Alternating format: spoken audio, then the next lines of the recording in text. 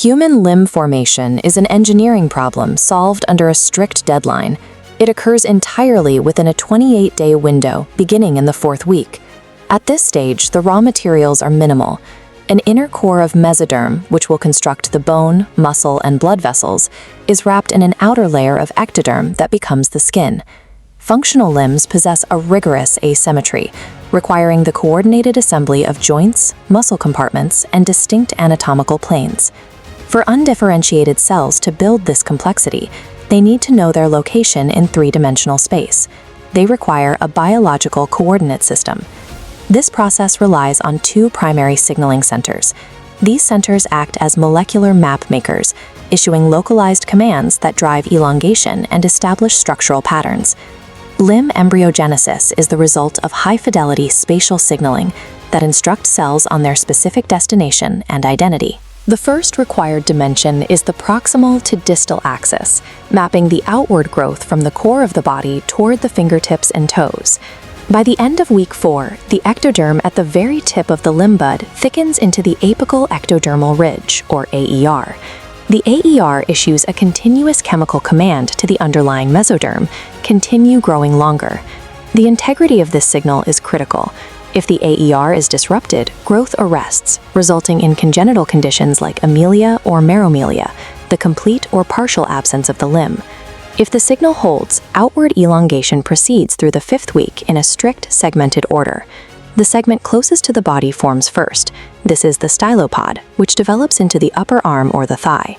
Next comes the middle segment, the zygopod, forming the forearm or the lower leg. Finally, the distal end flattens into a wide paddle-like structure known as the autopod, which becomes the hand or foot plate.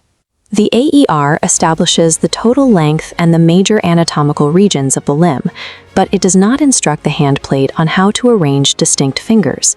To arrange those fingers, the system requires a second spatial dimension, the anterior to posterior axis. This ensures the thumb and the little finger are generated in the correct sequence. This mapping is controlled by a cluster of tissue at the posterior margin of the plate, called the zone of polarizing activity, or ZPA. The ZPA executes this alignment using a specific signaling molecule known as sonic hedgehog. This molecule diffuses outward from the ZPA. As it spreads, it creates a concentration gradient, high at the posterior edge and fading toward the anterior edge. Individual cells across the handplate measure their local concentration of sonic hedgehog. This measurement dictates exactly which digit they will become. By the 6th week, this chemical map translates into physical structures. Thickened linear bands, called digital rays, appear inside the plate.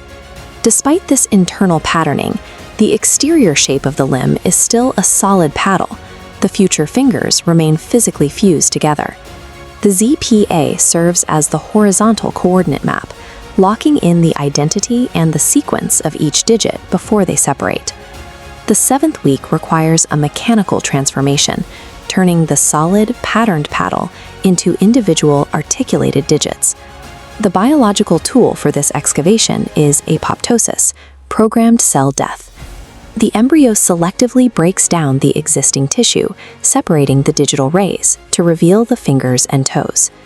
If apoptosis fails to clear this tissue, the digits remain tethered, resulting in a condition called syndactyly, where the fingers or toes are webbed. As the external shape is finalized, the limb requires internal power from muscle tissue. Muscle precursor cells do not originate within the limb bud. Instead, they migrate inward from central body segments along the embryonic axis, known as somites. These cells organize into flexor and extensor muscle compartments. As they move into the limb, they pull the developing spinal nerves along with them, establishing the limb's neural circuitry. By the end of week 7, targeted tissue death and cellular migration convert the initial assembly into a mechanically viable, innervated structure. The limbs are now sculpted and muscled, but they still point straight outward from the sides of the body. During weeks 7 and 8, the upper limbs undergo a 90-degree lateral rotation, turning outward from the body. This outward pivot ensures the elbows point backward, and the thumbs are positioned on the lateral side. The lower limbs execute the opposite movement, a 90-degree medial rotation, turning inward. This inward twist brings the knees to face forward and places the big toes on the medial side of the feet. These precise, opposing rotations finalize the biomechanical alignment necessary for human bipedal movement and complex manipulation. This morphological process concludes at the end of the 8th week. The initial swelling is now a miniature articulated limb.